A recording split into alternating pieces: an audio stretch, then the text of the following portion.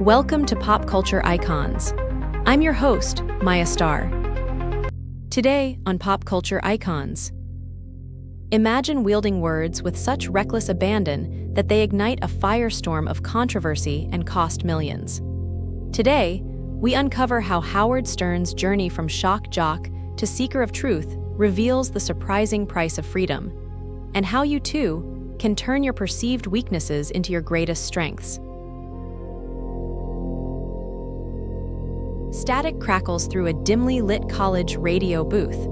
A trembling hand adjusts the microphone.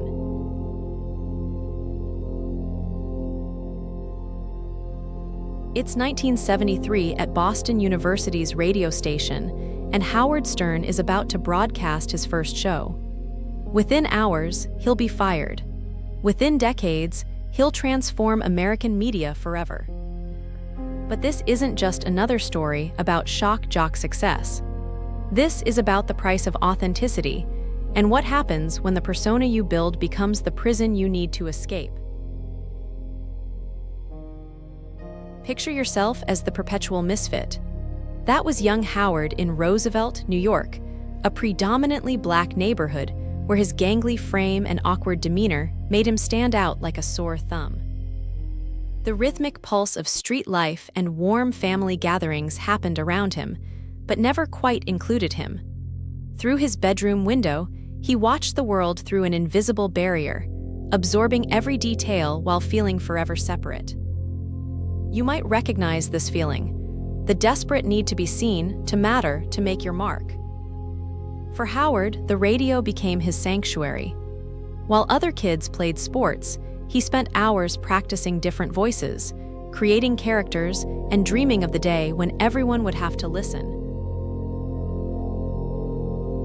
His first radio gig ended in flames. Too controversial, they said, but what they really meant was too honest. Howard had committed the cardinal sin of broadcasting. He'd spoken his unfiltered truth. The rejection stung, but it also taught him something crucial.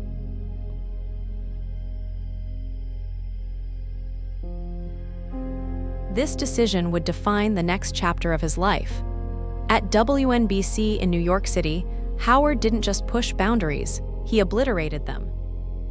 Sex, politics, personal confessions, nothing was off-limits.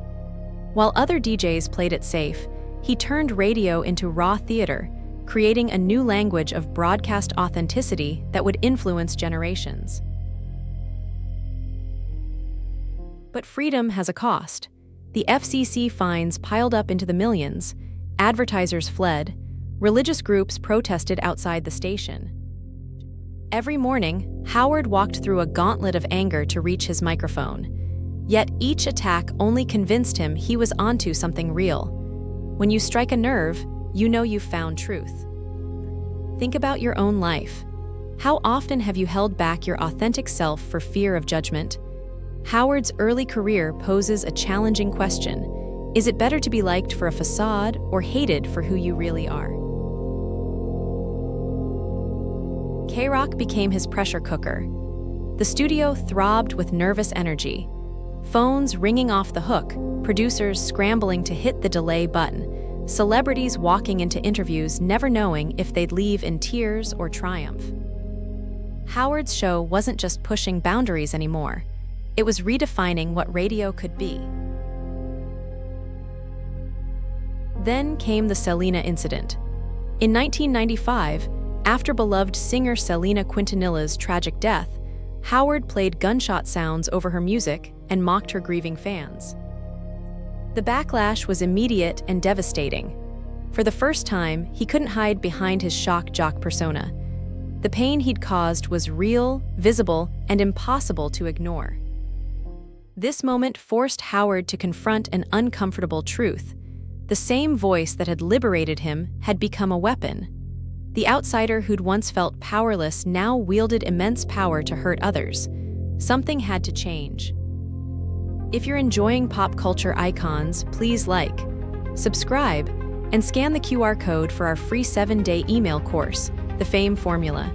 Discover how unknowns like Elon, Taylor Swift, and Beyoncé became cultural phenomena. Now, back to the episode. The move to Sirius satellite radio in 2004 marked a turning point. A $500 million contract bought him freedom from FCC regulations, but it also presented a challenge. Without external censorship, Howard had to face a harder question: just because you can say anything, should you?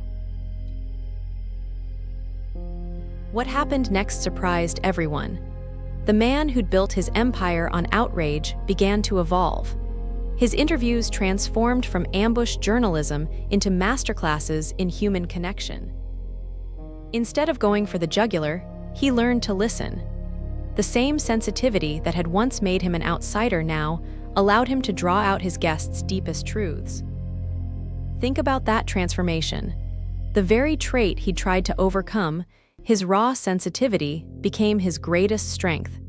How many of us are still fighting against parts of ourselves that might actually be gifts? Today's Howard Stern bears little resemblance to the shock jock of the past. His conversations with guests reveal depths that other interviewers never reach. Why? Because he's learned that true rebellion isn't about shocking people. It's about being brave enough to be genuine. But here's what makes Howard's story relevant to you. His journey isn't just about media transformation. It's about the courage to evolve publicly, to admit when you've been wrong, and to risk losing your audience by becoming more authentically yourself. So here's your challenge. What version of yourself are you afraid to show the world? What truth are you holding back? Howard Stern's legacy isn't about shocking people or breaking rules. It's about the raw courage required to grow in public, to face your mistakes, and to let your perceived weaknesses become your greatest strengths.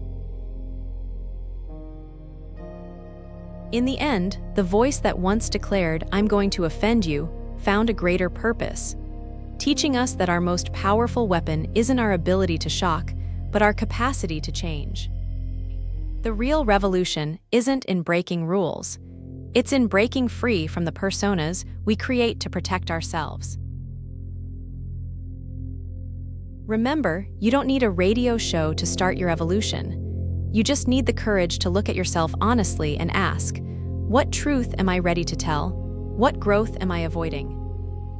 The microphone is yours. What will you say? Because in the end, the only voice that truly matters is the authentic one you've been afraid to use. Howard Stern's greatest achievement wasn't becoming the king of all media. It was becoming, finally and fully, himself. And that's a revolution anyone can join. On the next episode of Pop Culture Icons, imagine if, after facing his own demons and evolving as a media icon, Howard Stern had to step onto a different kind of playing field. One where the scoreboard wasn't just about ratings, but every move scrutinized under global spotlights. Where winning meant not just personal success, but becoming an unparalleled symbol of competition and dedication. What if our next titan traded in shock jock antics for jersey numbers? You won't believe what happened when this new kind of pressure tested the limits of human greatness. This changes everything as we dive into the world of iconic athletes next week, starting with a name that echoes through sports history: Michael Jordan. Please like, subscribe, and scan the QR code, or follow the pinned link to get our free 7-day email course, The Fame Formula. 7 days, 7 brilliant tactics. Learn the mindset to go from invisible to influential using the dark arts of fame engineering. Click the video that just popped up to watch the next one in this series. Or for episode summaries, behind-the-scenes info, and more, go to daily8.com/PCI. Thanks for watching.